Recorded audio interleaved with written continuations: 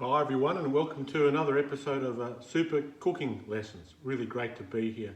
I must admit that I've been absolutely outshined by Damo, Julie and Soph with their production around the magnificent scones. The food looked fantastic, and the photography and production, particularly the music, is clearly a step above me, but you know, I can only do what I can do. I have had one piece of excellent news though. My YouTube channel appears to be taking off. I've now got one active subscriber, and what's amazing, it appears to be some guy that's just found me randomly, and he left a comment saying very useful content. So it proves that some people are easily pleased. Anyway, tonight I'm cooking seafood paella, fantastic dish. A little bit of preparation, but really pretty easy to cook and fantastic in terms of how it tastes. So what I'll do in a moment, I'll take you through the ingredients initially, and then the steps as I cook it later tonight. Okay, here we go. Before I start the cooking process, I thought I'd just show you the ingredients. The first thing here in the saucepan is about 1.5 cups of chicken stock, mixed with about half a glass of white wine and a few pinches of saffron strands. I'll boil that later before stirring it through the rice. Then we've got here one tomato cut. I've also taken the skin off early. If you don't know how to do that, what you do is you just immerse it in boiling water for a couple of minutes. The skin softens and you can peel it off. So the tomato, half an onion chopped up, about half a Spanish chorizo chopped up, about half a capsicum chopped up, 1 clove of garlic. Mix of seafood here, I've got about 200 grams of salmon, a few prawns, about half a cup of peas, just over a cup of jasmine rice here, and a few smoked mussels. To be fair, probably should be cooking fresh mussels from scratch, but had these in the fridge and thought I'd use them in any case. So the ingredients are pretty simple. No need to be too stressed about exactly what you put in there. The Spanish, I'm sure, were flexible in the past. So whatever kind of seafood you like or can find. I use salmon today because we had that in the fridge, but any other firm, fleshed fish would have been fine. Anyway, that's the ingredients. Must have been, looks fantastic raw, and I'm hoping it'll be even better when it's cooked. Now, there are a couple of ingredients that I forgot to mention. Firstly, salt. That's optional, but I will add about a teaspoon of salt to the dish later. And also sugar. I'll probably add about half a teaspoon of sugar.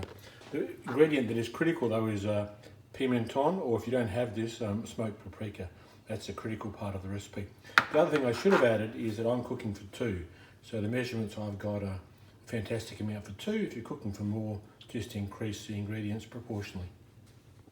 Okay, here we go. I've started cooking the dinner now. I've been sauteing the onion and the chorizo for a couple of minutes. The onion's just starting to go nicely brown. So what I'm going to do at this stage is add the garlic, give that a bit of a stir, add the tomatoes, also give that a bit of a stir.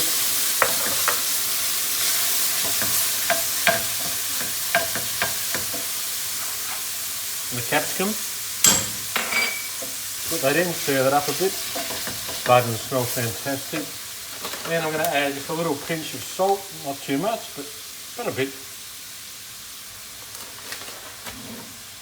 A couple of pinches of sugar, probably about equivalent of half a teaspoon. And a stir. The heat's pretty low, I might just turn that back up a little bit, back up towards medium. Now the important next step is to add the pimento, which really brings a distinctive flavour to this. Probably for the size of this dish, about half a teaspoon is pretty good, maybe a fraction more given the flavour is so nice. Put that in there, give that a stir. We're just going to let this cook down a little bit. See, when it starts to come together, we'll then add the rice.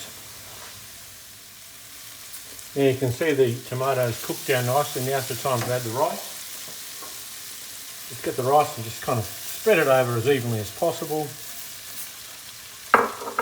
Give it a good stir now to combine the flavours of the vegetables and the chorizo through the rice. Starting to look really good. Now what we have here is the stock that's been brought to the boil. You can see the saffron colour on that, just looks fantastic. I'm going to slowly add the probably about 2/3 of the stock in, Give it a good stir. It's important to stir it at this stage, but of course we'll stop stirring it soon, being paella rather than risotto. Okay, we'll just let that come to the boil. It's come to the boil quite quickly.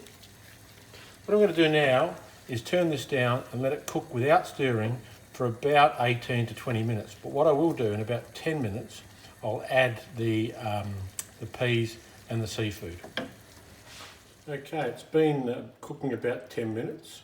What I've just done, I've just added the salmon and the prawns and the peas. I've given it a bit of a stir and added the remainder of the stock.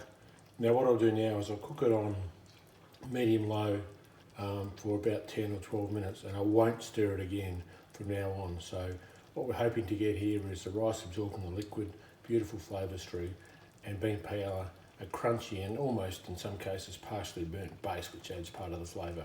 So the next stage will be when I show you what this looks like after it's finished. Okay, the paella looks fantastic. It's cooked. Look at the beautiful colours that are coming to that. I know that the rice is nicely cooked because I've tasted it, and hopefully when I dish this we'll see a good crunch underneath. Oh, you can see that crunch there now, beautiful. So we'll just dish that up. See the crunch in the bottom of the pan there. There we go, doesn't that look great? So we've got the two dishes here, got a beautiful bottle of Tasmanian Pinot Noir, and here's the taste tester, Marina. Marina, moment of truth, honest feedback as always. Delicious. Delicious. As always, bon appetit, and bye from Super Cooking School.